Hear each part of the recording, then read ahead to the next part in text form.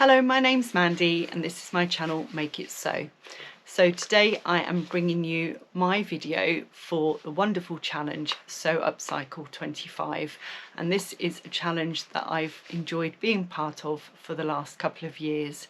Now the challenge is run by Karen from So Little Time and Becky from Notes from the Sewing Room, and I really enjoy this challenge because it makes you think hard what you can make out of a garment that you've not worn for ages, or something that you're upcycling, like a duvet cover, which is what I'm going to be talking to you about.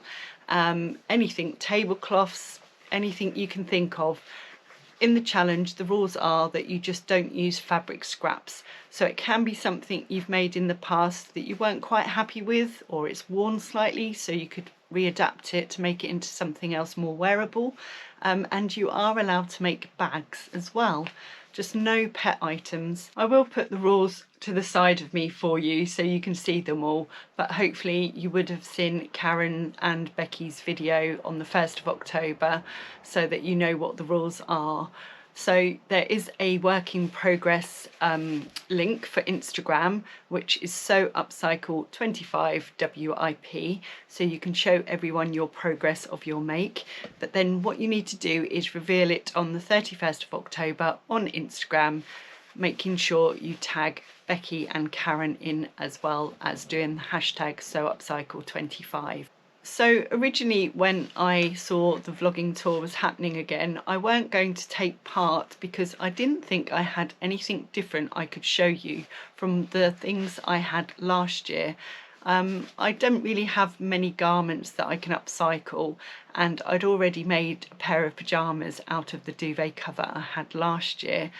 And the other item I had was to make a shirt for my husband, and I have still got that, so I could actually try and make that for the challenge this year.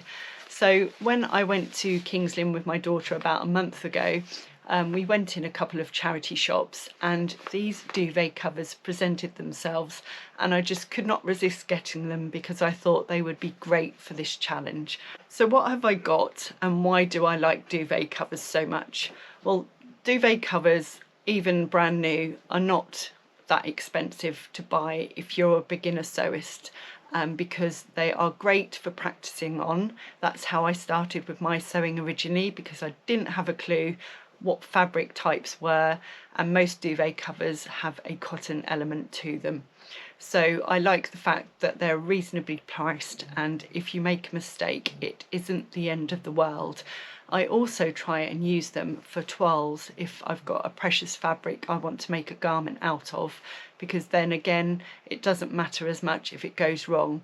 9 times out of 10 I end up having wearable toiles, so it's not money wasted and it's not fabric wasted in my eyes. So I like duvet covers because of those things.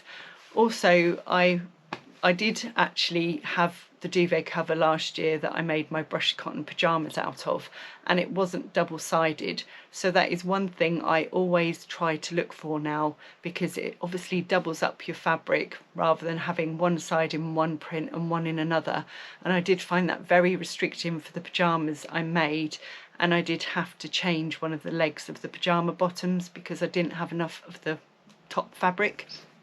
So I like the fact that you get lots of fabric out of it, and these only cost me £3.50 each. So one other thing I forgot to mention is, with the rules, make sure you take a photo of what the item was like before you cut it up and made it into a different item. So like this with the duvet cover, it comes with a pillowcase, so I made sure to take pictures of both. So the first one I've got is this one, and it's a bit of a crazy print, so you might need to adjust your screens. This is a double duvet, and it also has got a pillowcase with it, so a little bit extra, which is handy because pillowcases can come in handy for making waistbands and things if you haven't got enough of the duvet. But this one is almost 2 meters by, well, literally 2 meters. It's 193 centimeters by 199 centimeters. So I've got approximately 4 meters to play with, which is brilliant because there's not many fabrics I've got that are 4 meters and being that wide as well. So I talked about in my last chats video that I want to get some more trouser patterns under my belt, and I said to my daughter while we were there, would you wear this print? And she was like, yeah, it depends what it looks like when you made it, but I can't see why not. So I've got 3 trouser ideas for this one. I think because it is quite a stiff cotton, I thought this would be ideal for the trousers I'm thinking of.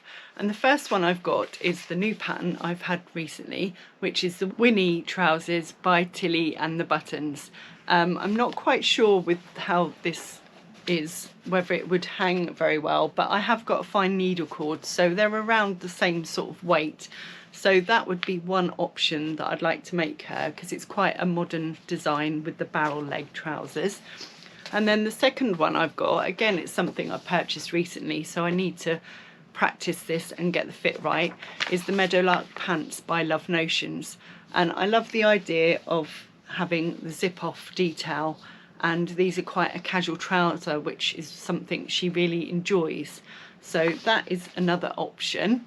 And then the next option I've got is another Love Notions one I've got really recently, and that is the Largo cargos. Because they're cargo pants, I thought this would look great, and with that pillowcase I could probably get the pockets out of it, so I should have more than enough to make this for her. I might even have enough just to do a small version just to get the crotch depth right, but these I think will look absolutely mad as trousers, and I think she'll love them. So that is my first duvet cover. And then the next one was exactly the same price, but it's actually a king size duvet this time, and I won't be able to get it all in the screen because it's absolutely massive, but this is that print, and it's double-sided, so it's perfect. I've got loads to play with, but I love the colours because it's got a purple and a teal in it, which is 2 of my favourite colours. So I'm going to hold it up so you can see it like that. And this duvet is 226 centimetres by 218 centimetres. So again, I've got about 4 meters to play with at least. And I do have quite a few patterns that are fabric hungry, and it always eliminates from what I plan when I see how much fabric is needed. So I think this would look great as a maxi dress. So I have a few ideas. Now, it'll be no surprise to you that a couple of them are things that I've said about making before, and I just have not got round to it. So this challenge is going to give me that option and opportunity to try and do one of them. So the first one is the Sew Over It Florence dress. So this is a maxi dress, and it says it's floaty, feminine, boho inspired dress with a nod to the 1970s. And you can have it buttoned right up to your neck if you want, or just undone slightly.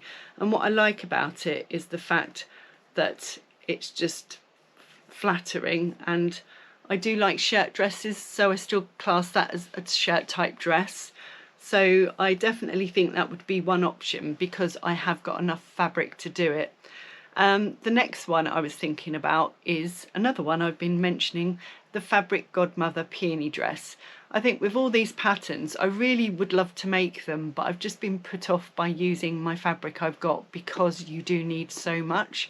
So with this duvet cover, I think that gets me out, you know, a bit more confident in trying it because I'm not losing that precious fabric in the process. I do like the peony dress. One of my friends has just made it recently and it looked amazing on her. So that is another option that I wouldn't mind trying. The arm frills I'm not sure about, but I could actually just not do those. So it could still be something that I would wear. I mean, the frills might suit me. I don't know. I've never had frilly sleeves before. Another one I've got quite a few dress patterns, is the Sew Over It Viola dress. And this is another shirt type dress because you can make either the top on its own or the whole dress. Again, it is very fabric hungry and it does need at least 4 meters, which is why this would be an ideal one to do.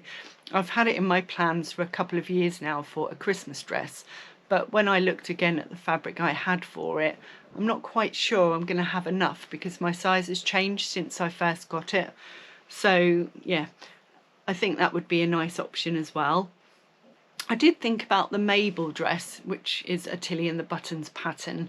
I did make one of these quite a long while ago when it first came out, and I found that when I was sitting down or standing up, the actual top kept lifting up, so it needs to be lengthened, so that would give me that opportunity to try that again.